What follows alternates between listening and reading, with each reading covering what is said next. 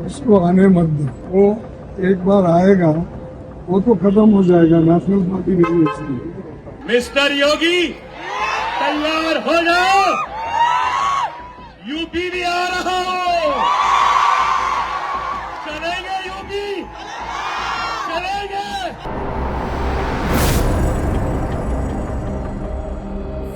Hello नमस्कार, सत श्री अकाल, अस्सलाम वालेकुम। कैसे हैं जनाब? तो साहब 2027 उत्तर प्रदेश विधानसभा को लेकर कांग्रेस की नीति साफ हो गई है कि उत्तर प्रदेश में कांग्रेस की नीति क्या होगी।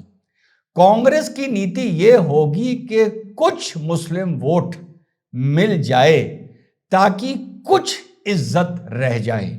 अब कुछ इज्जत से मतलब यह है कि जब यहां पर 2022 में चुनाव हुआ था विधानसभा का, तो कांग्रेस 2% की पार्टी बनकर निकली थी, यानी 2% वोट मिला था। और शायद 2 या 3 इनके विधायक हैं पूरी विधानसभा में। और जब लोकसभा में सपा के साथ गठबंधन हुआ था और टकाटक पैसा बांटने की बात आई थी, तो इनके कुल मिलाकर जो मैं देख रहा था लगभग 6 सांसद हैं और 9% पर ये पहुंचे थे। अब कांग्रेस की जो लड़ाई है वो 29% या 25% के लिए नहीं है। उत्तर प्रदेश 2027 में कांग्रेस की लड़ाई यह है कि कहीं हम 2% के नीचे तो ना आ जाएं या 9% के नीचे तो ना आ जाएं, क्योंकि ये विधानसभा है, यहां पर 2% की बात करते हैं जितना इनको 2022 में मिला था। और वो 2% इनको जो भी मिला था वो हम मियां भाइयों की वजह से मिला था। तो कांग्रेस का पूरा जो निशाना है वो मियां भाई वोटरों पर है। हिंदू गया ऐसी की तैसी करने। तो सुनते हैं इन्होंने क्या स्ट्रेटेजी बनाई है।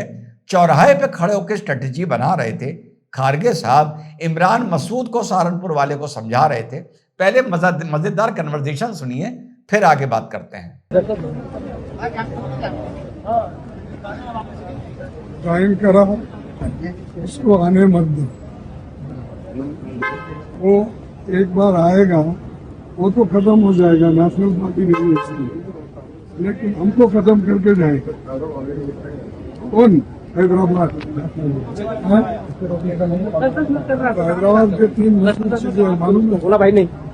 एक शेरवानी, एक बिरयानी, एक परेशानी। एक बार मैं सर के साथ मिलूंगा तो एक बार फोटो खींच देंगे, वीडियो बनाते हैं। जी हाँ साथियों, शेरवानी, बिरयानी और परेशानी समझा रहे हैं इमरान मसूद को कि हैदराबाद वाले को मत आने देना।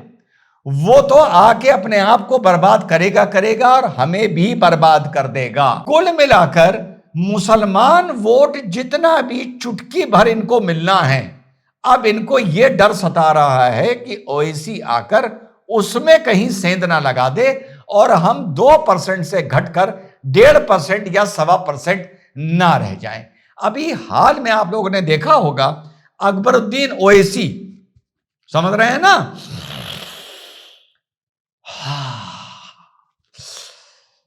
जब वो भाषण दे रहा है तो सुनिए वो धमका किसको रहा है, पहले सुनिए। मिस्टर योगी तैयार हो जाओ, यूपी भी आ रहा हो। चलेंगे यूपी, चलेंगे। चलो अब इसके बाद में यूपी चलते हैं और यूपी में अपनी ताकत अपने झंडे को गाड़ते हैं और सब झंडे को वहां भी लहराएंगे इंशाअल्लाह ताला।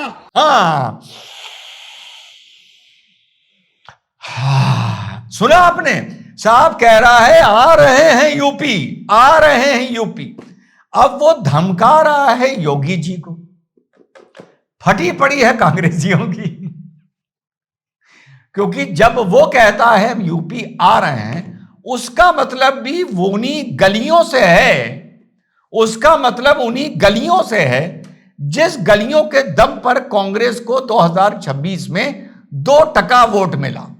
अब आने वाले वक्त में लड़ाई होने जा रही है उस 2% वोट के लिए कि वो सपा कितना लेके जाती है, ओवैसी कितना काटता है और उसके बाद कांग्रेस की जेब में या उसकी झोली में क्या आता है। इससे पहले अभी उत्तर प्रदेश में कांग्रेस की बात करूं, जरा तेलंगाना की भी बात कर लेते हैं, जहां पर म्युनिसिपल कॉर्पोरेशन का और म्युनिसिपैलिटी का चुनाव हुआ है। लगभग दोनों की सीटें मिला के लगभग 3000 सीटें ये निकल कर आ रही हैं।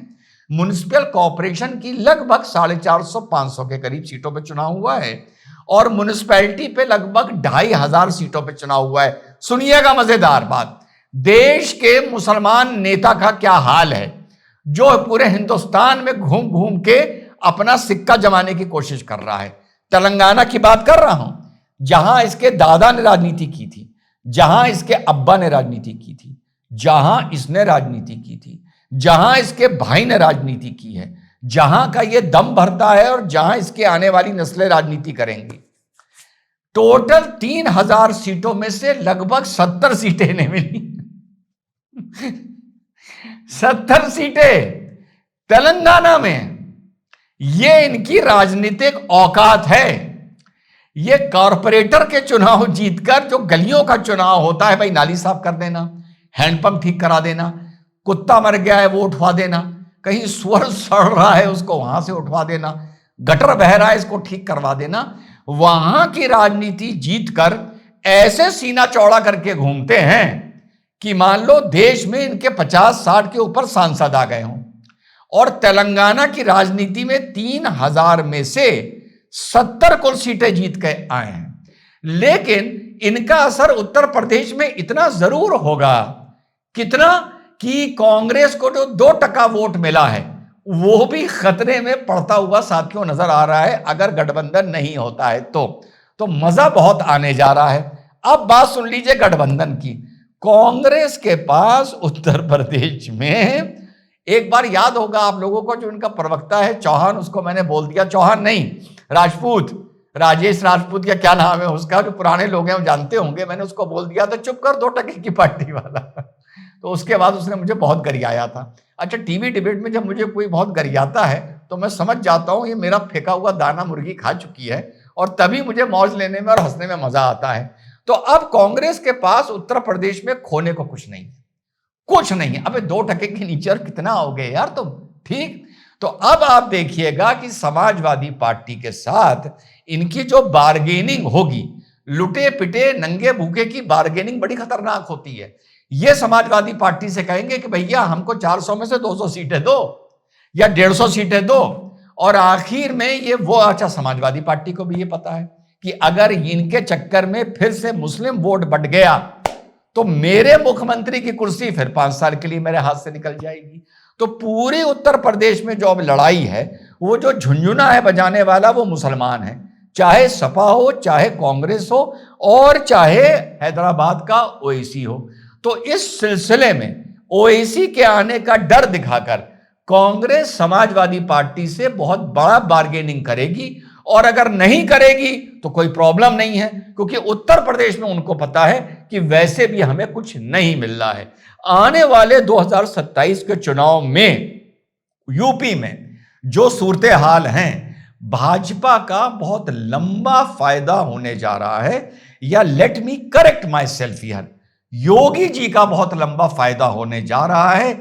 लेकिन किंतु परंतु एक बात बता दूं, एसआईआर को लेकर जब राहुल गांधी लोगों को, युवाओं को, जेनजी को या चुनाव की चोरी को लेकर भड़का रहा था, तो आपके भाई ने एक बात बोली थी, ये युवा नहीं भड़केगा, क्योंकि धरातल पर उसको नजर आ रहा है कि कोई बेईमानी नहीं हो रही है, गांव के वोट बन भी रहे हैं और जिनके कट रहे हैं उनके जेन्युइन कट रहे हैं।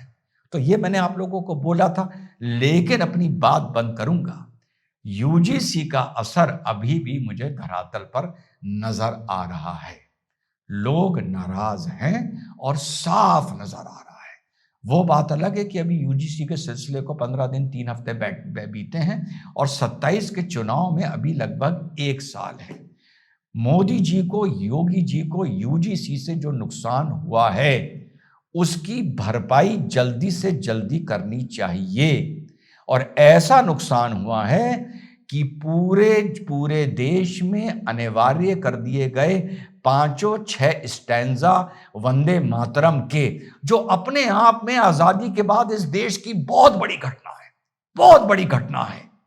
लेकिन यह घटना भी ट्रेंड नहीं कर पाई, पॉपुलर नहीं हो पाई और लोगों ने इसके प्रति जो रिएक्शन देना था या जो पॉजिटिव रिस्पॉन्स देना था वो देखने को नहीं मिला है, क्योंकि अंडर करंट यकीन करिए भाजपा को वार्न कर रहा हूं, अभी भी यूजीसी का है।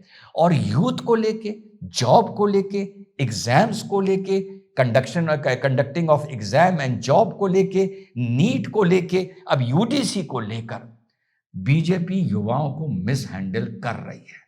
रिजवान जब तारीफ करता है बड़ी बुनियाद पर करता है, और जब चेतावनी देता है तो बड़ी बुनियाद पर देता है।